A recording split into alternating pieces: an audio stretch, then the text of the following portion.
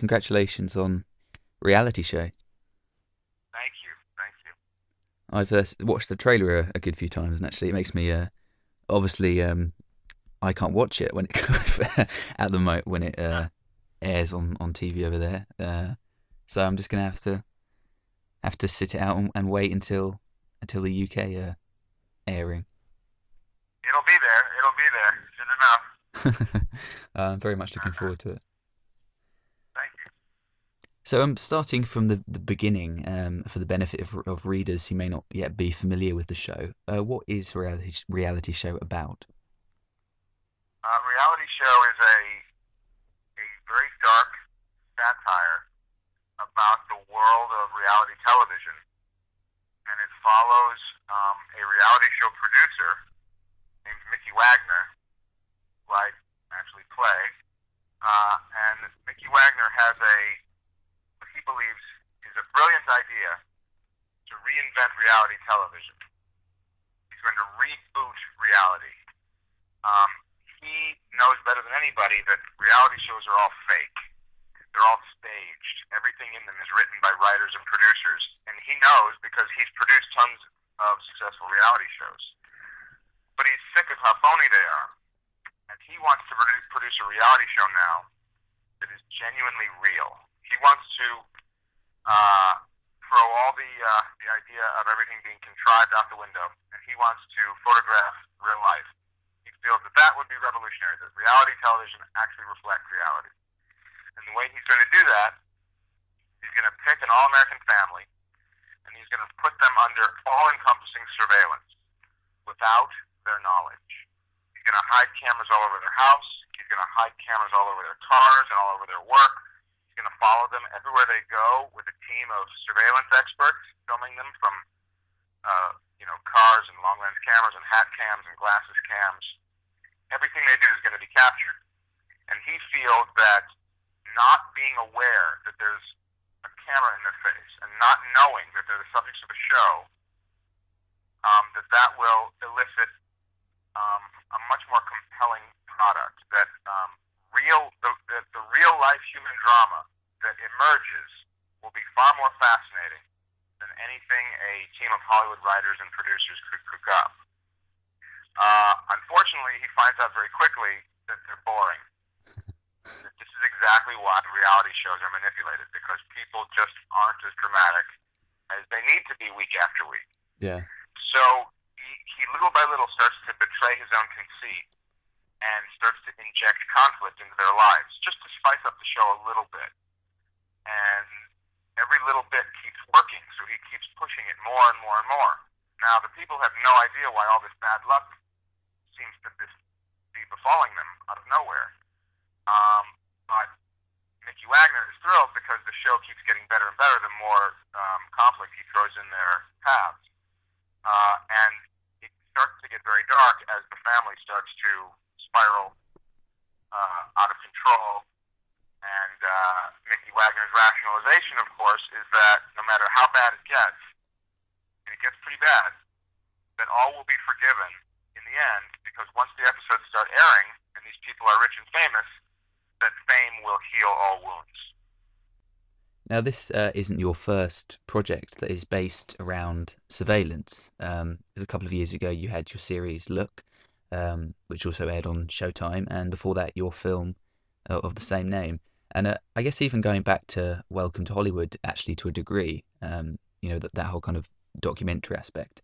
So what is it about surveillance and the documenting of lives that interests you so much? I just find the idea, especially with Look and Look the series, I find the idea that people are being watched without their knowledge fascinating. We're all voyeurs, especially now more than ever. The internet has basically just embraced our inner voyeuristic tendencies, and Yeah. it's just exploded with everybody. Everybody's a voyeur, and to a certain degree, most people seem to be exhibitionists as well. I mean, in addition to all the surveillance that's going on, and obviously you guys know more about surveillance than anybody, London being the most surveyed city in the world. Yeah.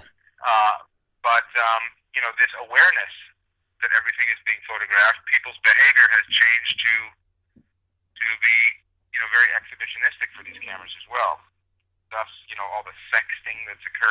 all the, voluntary surveillance people put themselves under when they tweet every single thing that they're up to every day, and Facebook every single picture of themselves doing something embarrassing or funny or heinous. So, I feel that it's a part of the zeitgeist right now. With Look, first with the movie, I really got interested in the idea that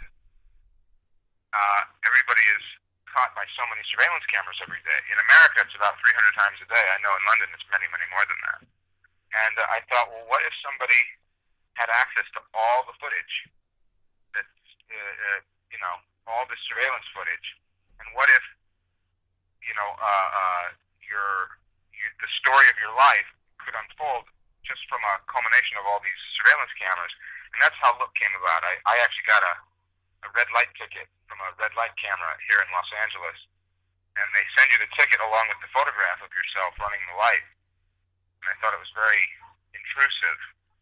And I started to think, well, what other cameras are catching me that I'm not thinking about without my knowledge? And I just started paying attention, and everywhere I went, there was cameras everywhere. I mean, everywhere I went. And then I did a little research, and I learned that, the average American, about 300 times a day. And I thought, well, wow, that could be an interesting way to tell a story. If I just told the story from the point of view of the surveillance footage, could be interesting. The movie Look did really well, won a bunch of awards, played the art house circuit very successfully, and then that spawned Look the series. And Look the series as well was all shot from surveillance cameras, but Look the series took it to the next level and also included social media and the camera in everybody's pocket in their phone, and Twitter and Facebook and YouTube and all this self surveillance that's going on. So whereas Look the movie was mostly Big Brother, Look the series was very much a combination of Big Brother and Little Brother. Yeah. And then I actually I thought pretty much that I had played out surveillance with Look, and I really figured I had explored all there was to explore. But then I thought, well, one aspect of it that I didn't ever really explore was somebody being intentionally put under surveillance. And that's when I started to think, well, maybe there's something interesting that could be experimented with there. But what would the framework be? Why would somebody be being surveyed so comprehensively? And then I thought, well, could it be a private detective surveying somebody who, somebody's under surveillance that they're being hired to watch? We've seen that before. So I thought, well, reality television could be kind of fun. I mean, the idea of just out and out lampooning reality TV, that wasn't where the idea came from originally. I mean, reality television is already a parody of itself. It doesn't need me to parody it for people to realize that it's, reality television is crazy. Yeah. But I thought that a reality show producer putting a family under surveillance could get dark very quickly, and I thought that could be fun and interesting. And in the process, I could have some fun making fun of reality TV as well. So certainly not much of a fan of reality TV then. Well, I can't, I don't want to be a hypocrite and say that, that I hate it, because, hey, I've watched it too. We all watch it. It's just all a part of the culture right now. Yeah. Everybody loves a trainer, right? So, in the same way that it's fun to watch, wrestling every once in a while. I mean, you just know it's fake when you watch it. When you watch these two, housewives of Sheboygan, tackling each other at the, at one of the kids' bar mitzvahs, it's staged for the cameras. I mean, and yet, people still watch. I've watched, here and there. Yeah. So that's what I wanted to make fun of. I wanted to have some fun with that. And what's crazy to me is that, having seen the trailer and, the clips of your character in the series, kind of injecting people into this poor guy's life and this poor family's life just to mess with them for the benefit of ratings. As extreme as some of the situations in the show look, it doesn't actually, it really isn't that far removed from what happens in our own reality, because like you said, we have shows that claim to be real, yet, they're staged to a degree that isn't even worth thinking about. And then you have things like Big Brother, which are, they're edited in a certain way to make situations look the opposite of what, actually happened. Absolutely true, and they all do that. And I listen, I don't feel that the concept of my show is all that far fetched from becoming a real reality show someday. I could absolutely see a network or a reality show producer deciding that putting people under surveillance without their knowledge is the next level of reality TV, and fucking them to make the show more interesting. I could see people really doing that. I wanted to comment on it due to the satire, but I could totally see them doing it for real. Oh yeah, it's like sort of when the Running Man came out, you'd never imagine in a million years that would ever anything close to that would even happen. But now, as extreme as that may be, it's actually compared to back then, it's actually closer to be to perhaps one day actually, actually happening. Absolutely, and my favorite example of this is a movie called Network, which was directed by Sidney Lumet and was written by Patty Chayefsky, and it was made in, I think it was 1975 or 1976. Yeah. I know that's very easily researchable. Anyway, it's a biting satire about television and news and television ratings. And at the time that it came out, people thought it was outrageous that news would actually, be competing for ratings, and the news would be being manipulated to be, more entertaining to attract bigger sponsors, and people thought that was nuts. And of course now, that movie is one of the most brilliant movies ever made. But you show that to an audience today, they don't necessarily understand what the big deal of that movie was, because all television is like that now. Yeah. The 24-hour news channels are all manipulated for ratings and are sensationalized and are, vying for sponsors, and it's everything's manipulated, to be applicable to the and slanted to the angle of the network. That's all these kinds of crazy things. So the movie was a real prophecy, and I took a lot of inspiration from that movie for a reality show. I also took a lot of inspiration from Albert Brooks' film Real Life, which I love as well. Oh right, yeah, absolutely. And I see that you've created your own fake series within reality show, and perhaps scarier than anything we've just discussed. Stripper Mums of South Beach was one of the fake shows you've created, and I can actually imagine a show like that airing on MTV or something. Absolutely. Real Stripper Moms of South Beach. We actually joked around when we were making the series, because we make so many fake, clips from some reality shows. Real Stripper Moms of South Beach is one of them. Hobover, which is a hobo makeover show. We do one called The Womanizer, which is sort of like The Bachelor. American Imbecile, which is like American Idol, but people are competing to be the biggest idiot. We were thinking, God, we could probably sell half of these shows. I think you could. So did you draw, when you created the character of Mickey Wagner, did you kind of maybe draw inspiration when creating that character from perhaps people that you've met in the industry? Absolutely. I mean, Hollywood is sort of the Oz of amoral behavior. People. I think this has a higher concentration of genuine psychopaths than just about anywhere else. Maybe Washington D.C. is a close second. I mean, there is more amoral sociopaths succeeding in Hollywood than just about anywhere else. And I've known many producers in the TV world, the movie world, agents, managers that are. It's fascinating to me, the character types, because they would not think twice. They would not give it a second thought about destroying someone's life for the sake of, would it make a better show? Would it get better ratings? Would we make more money? Would we get bigger sponsors?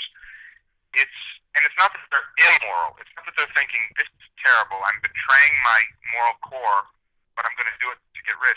They're amoral. They just don't have any morality about it whatsoever, and that's what's really kind of creepy about it. There's one story that was part of the inspiration for a reality show. None of this story made it into my show, but it's a true story, and it got me thinking about people like Mickey Wagner, right?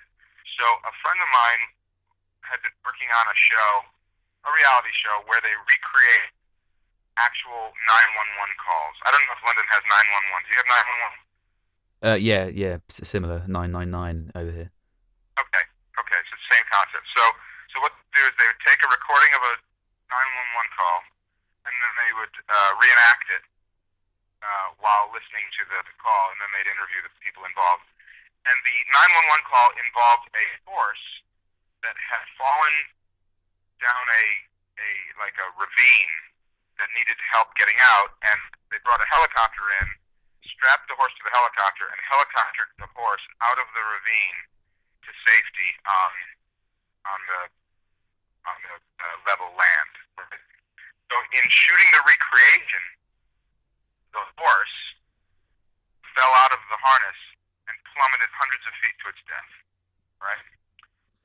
And the producer of the show, a friend told me the story who was working on the crew. The producer of the show raced to every bystander around who was videotaping it with their phones and their video cameras and paid them all on the spot to all of their footage so that it wouldn't hurt the show. And then the segment as it aired, of course, is the happy story of the horse being rescued. But the real story is that the horse was tragically killed. He was much more concerned with protecting the show and protecting the ratings and protecting what the concept of the show was than letting the real story out. And that type of behavior is kind of part of the inspiration for Mickey Wagner. And Mickey Wagner is a horrible guy. He's the villain of our story. He's willing to do whatever it takes for his show to succeed, no matter how many people are hurt in the process. That's crazy. And did you always have yourself in mind to play that character? I did. I always intended to play the part. And you're not don't believe you're a trained actor, are you? I am not an actor. I do not consider myself an actor. I'm not a very good actor, but there's a certain kind of role that I feel relatively comfortable playing, and that's sort of a heightened version of myself. So, Mickey Wagner is just kind of the dark side of me. So it was not too big of a stretch to be able to. And what was the casting process like? I mean, I noticed that you cast a local theatre actor in Scott Anderson as Dennis, and I believe the series from marks. Chicago. Yeah. We wanted all unknowns for the roles because we wanted to feel real. Mm.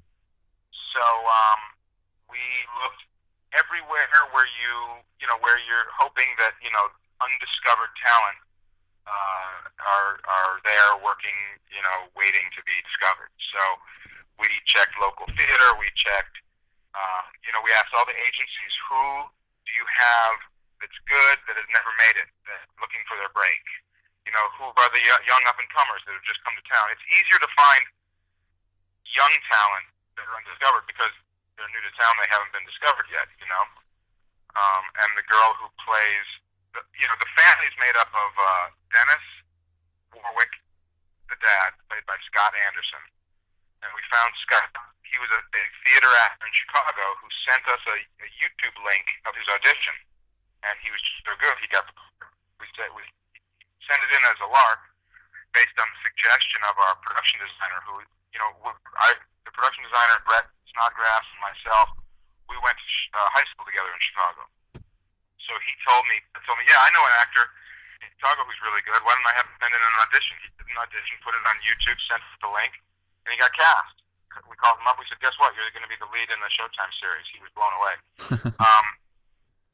The woman who plays the mom, the character's name is Catherine Warwick. Her name is Kelly Hensley.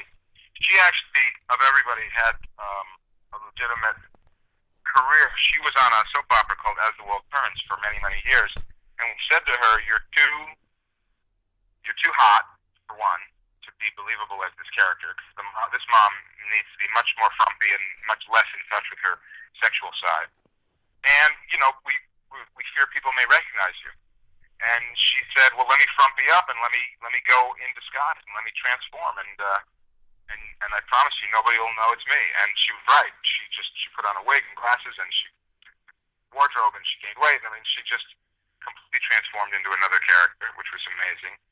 And then Amy, the daughter, is played by Monica Tilling, and she, like I was saying, is one of the young talents in LA. You know, they come to town in busloads, and the good ones get discovered real quick.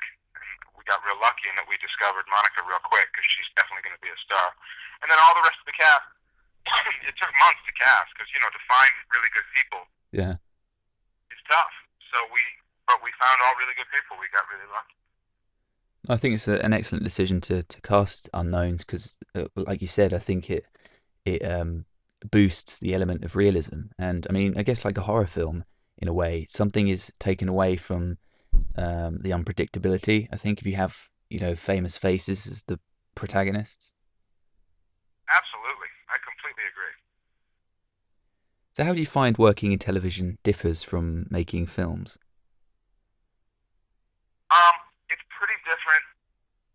Although my personal experience with television is different than a lot of other people's experience with television because my look, the series, and reality show are both very. The process was very much like making a film. At times, I was given the same freedom that I'm given when I'm making an independent film, um, because our agreement with Showtime is if you can bring it in for a low budget, in exchange we'll give you creative control. And to me, that's always a worthwhile exchange. Yeah. You know, television generally, especially as it gets bigger and more expensive, and you know, television episodes are very expensive. There are, episodes of Dexter are $3.5–4 million an episode. You know what I mean? Mm. Our whole season is a fraction of the cost of one episode of Dexter. You know what I mean?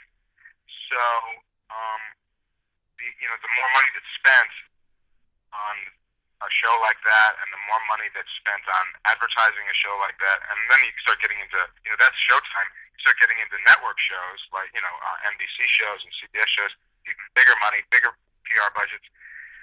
Lots of cooks are in that kitchen, and it becomes a much more collaborative process. Um, but my two experiences making these two series is very much mirrored my experiences making independent films, which has been great, really creatively fulfilling. I'd love to do bigger television shows. It's just a different process. Yeah. And I love to do big movies, and I've written a lot of very big studio movies, and those are much more collaborative as well, which is great. And I love the process. It's just different. When you make a small independent film, it's it's more of a singular voice than when you start getting into giant films with many, many, many, many millions of dollars at stake. Well, certainly no one could accuse you of making the same thing over and over because, I mean, you really have dabbled in just about everything. I mean, I'm sure many people would never assume that the guy who wrote Mouse Hunt also made Wadzilla, but that's a good thing. Thank you. Listen, creatively speaking, it's been fantastic, and I've been very lucky that I get to do all kinds of different things. Professionally speaking, it's been a bit of a liability because Hollywood loves to pigeonhole people. Yeah. They love to know that, oh, he's the guy that does horror films, or he's the guy that does gangster movies, or he's the guy that does gross out comedies, and they just like to see you in one light. And then if you're that go-to guy for anytime they need a new horror film, they think of you to go to. You can succeed very quickly. I like to tell all kinds of stories. I like big stories, small stories, serious stories, funny stories, and I have to go wherever my inspiration takes me. And like I said, that professionally can sometimes be a challenge, but I wouldn't have it any other way. And I've been lucky that I've gotten to do all the things that I've wanted to do so far, but there's a lot more that I still hope that I get to do. If you love what you do, and you do it because because your passion demands it, it's not a job. I mean, I can't. I don't think I've ever worked a day in my life because I love what I do so much. I can't ever, in good conscience, call it work. But if I was just cranking out sausages, just because that's what I know would pay the bills, and that sausage happens to be a tried and true genre that I have come to, to be relied upon to crank out. But my heart's not in it. But it's a good paying gig. That wouldn't be me. Yeah. So what's next for you? start on my passion project of all time, my biggest passion movie so far to date. I can't tell you what it is yet, but I certainly will very, very soon. I'll tell you this: it's a film, it's a drama, it's going to break people's hearts, and it is a love letter to movies. But beyond that, I can't say another word. Excellent. Well, it's certainly intriguing. And well, I think that about does it. Really appreciate your time this morning for you, Adam. Absolutely, Adam.